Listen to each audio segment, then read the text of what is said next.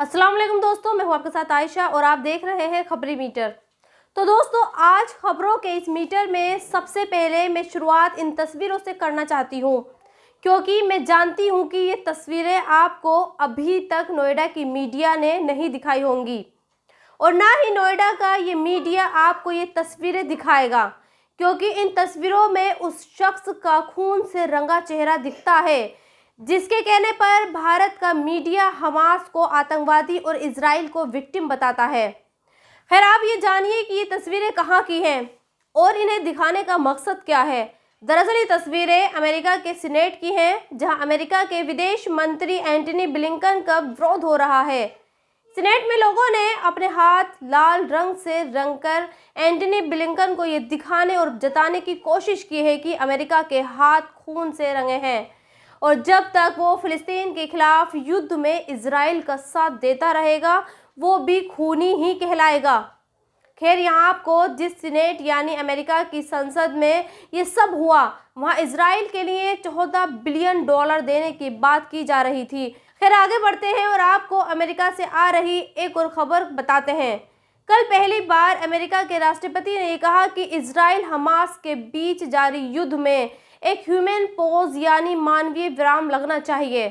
अमेरिकी अखबार Washington post के मुताबिक बाइडेन ने अपनी 1 नवंबर की स्पीच में मानवीय विराम की बात कही, लेकिन सवाल यह है कि अमेरिका की ये बातें कितनी सीरियस और सबसे बड़ी बात, क्या इजराइल अमेरिका के इस पॉज यानी विराम वाली बात को मानेगा? खैर, वक्त बताएगा। लेकिन फिलिस्तीन में आज के हालात ये है कि गाजा के जिस जबालिया रिफ्यूजी कैंप पर इजराइल ने हमला किया था और जिसमें 50 से ज़्यादा लोग मारे गए थे, उसको लेकर 2 बातें सामने आ रही हैं। पहली बात तो यह है कि इजराइल की एयर स्ट्राइक में खंडर बने जबालिया कैंप पर फिर से बमबारी हुई और दूसरी बात यह है कि इजराइल ये कह रहा है कि जबालिया कैंप में जिन 50 लोगों की मौत हुई है वो हमास के आतंकवादी थे। सोचिए, इजराइल इतना बड़ा जालिम है जो जबालिया कैंप हजारों बेघर हो चुके फिलिस्तीनियों के लिए रहने का जरिया बना हुआ था। पहले उसने उस पर बमबारी की और फिर ये भी कह दिया कि ये बमबारी फिलिस्तीन के नागरिकों पर नहीं बल्कि हमास के आतंकवादियों पर की गई है। खैर, इजराइल की इस बात में कितनी सच्चाई है, इसका एक एग्जाम्पल आप इस डॉक्टर माँ से भी लगा सकते हैं जो अचानक से एक स्ट्रेचर पर लेटी लड़की को देखते हुए उसके पीछे भागने लगती है, चीखने लगती है और चिल्लाने लगती है। जानते हैं क्यों? क्योंकि जिस बच्ची को स्ट्रेचर पर ले जाया जा रहा था वो उसकी अपनी बेटी है। सोचिए, इजराइल और अमेरिका को यह लगता है कि ये छोटे छोटे बच्चे हमास के आतंकवादी हैं। ये डॉक्टर जो अस्पताल में इलाज करते हैं अपने ही परिवार के लोगों की लाशें या फिर उन्हें घायल हालत में देखते हैं, वो हमास के आतंकवादी हैं और हमास के आतंकवादी क्या ऐसे ही अस्पतालों में शरण लेते हैं। लिहाजा इजराइल को यह हक है कि वो ऐसे अस्पताल पर भी बमबारी करे और उनमें लाशों का ढेर लगा दे। खैर, इस बीच हमास की तरफ से भी एक चेतावनी आई है, वो भी आपको सुननी चाहिए। हमास के एक सीनियर लीडर जिसका नाम गाजी अहमद बताया जा रहा है, उसने ये कहा है कि उसकी लड़ाई इजराइल पर 7 अक्टूबर जैसा हमला फिर से करेंगे और इजराइल को सबक सिखाकर ही रहेंगे।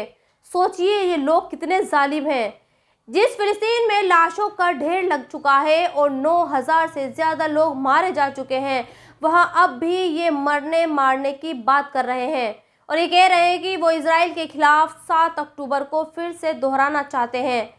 ये सही है कि इजराइल ने फिलिस्तीन पर जुल्म की इंतहा पार की है और शायद मैं यहाँ से बैठकर उनके दर्द को नहीं समझ सकती हूँ और ना ही बता सकती हूँ, लेकिन हकीकत तो ये भी है कि इजराइल में 7 अक्टूबर को भी हुआ वो किसी भी सूरत में सही नहीं ठहराया जा सकता। अब इस शख्स को देखिए, इसका नाम उमर सामी है। इसका एक वीडियो इजराइल की सेना ने जारी किया है जिसमें ये शख्स ये कह रहा है कि जब ये 7 अक्टूबर को इजराइल में दाखिल हुआ तब उन्हें ये ऑर्डर दिए गए थे कि इन्हें इजराइल में घुसकर सिर्फ और सिर्फ लोगों को मारना है, फिर चाहे इसके सामने बच्चे आएं या फिर औरतें। और इसने ये कबूल किया है कि इसने इजराइल में दर्जनों औरतों और बच्चों का कत्ल किया है, उन्हें देखते ही गोली मारी है। हो सकता है कि इजराइल का एक प्रोपेगेंडा हो। और वो ठीक वैसे ही वीडियो जारी कर रहा है जैसे हमास करता है और दुनिया को ये बताना चाहता है कि देखिए हमारे साथ हमास के आतंकवादियों ने क्या किया।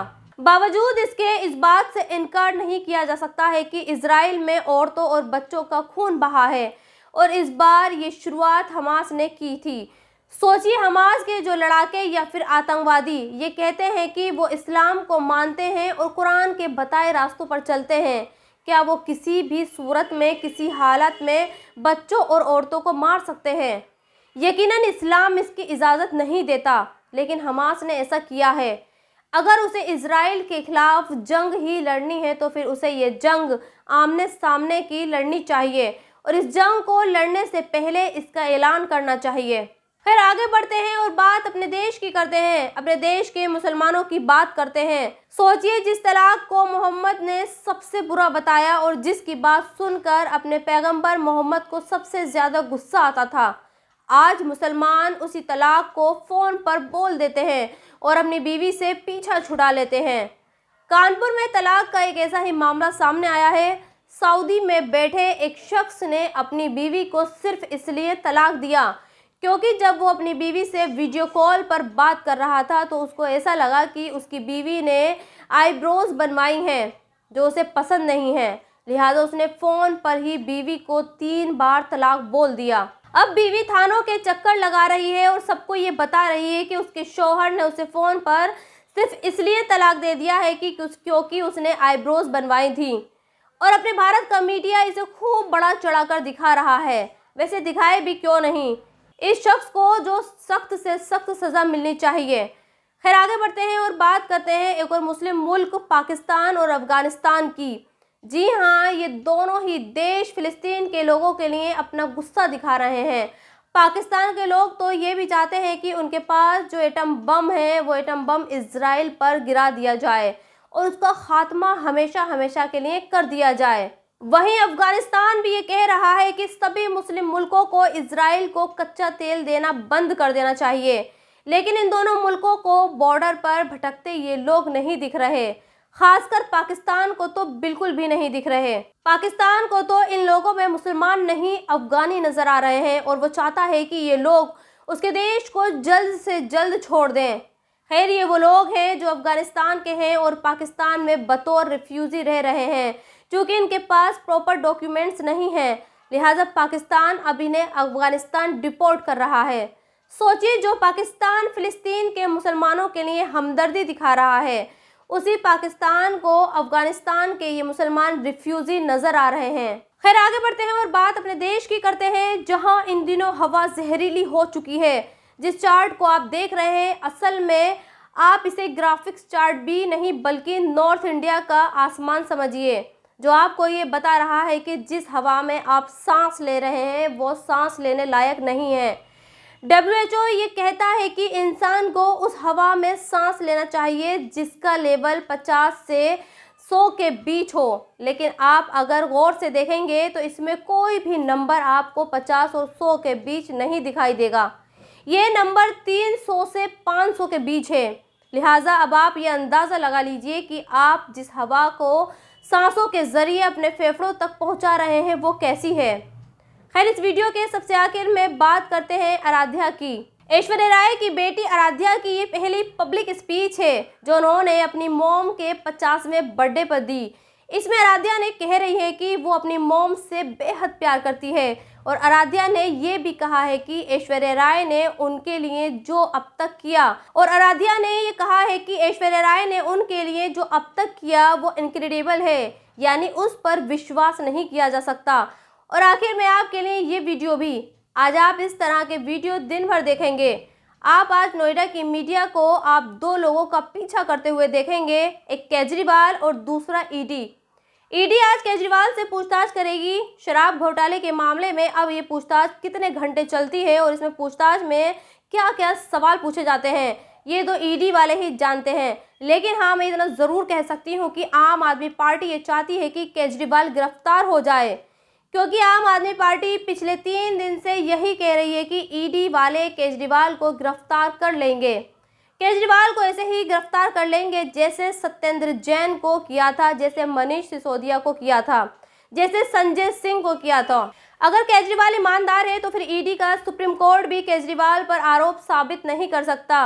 और हाँ, एक और बात आपको बता दूं कि केजरीवाल भी कम नहीं है। केजरीवाल ने भी यही सेम लाइन सिसोदिया और संजय सिंह की गिरफ्तारी से पहले बोली थी। खैर, आप एंजॉय कीजिए क्योंकि ये नया भारत है, इसमें लोग इजराइल का समर्थन कर रहे हैं और ईडी सबसे बड़ी पुलिस बनकर एक तरफ से सबको अंदर डालने का काम कर रही है।